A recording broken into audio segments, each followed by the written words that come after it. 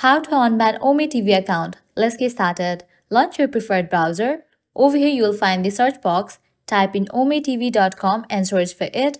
With that you will be directed to the official website of Ome TV.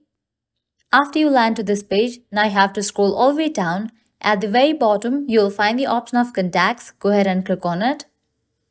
With that you will be directed to a new page. Now over here you will find this email address.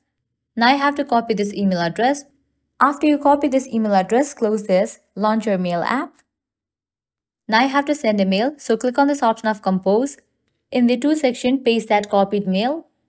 In the subject section, type in Unban Ome TV. Now over here you have to explain about the issue and then send it.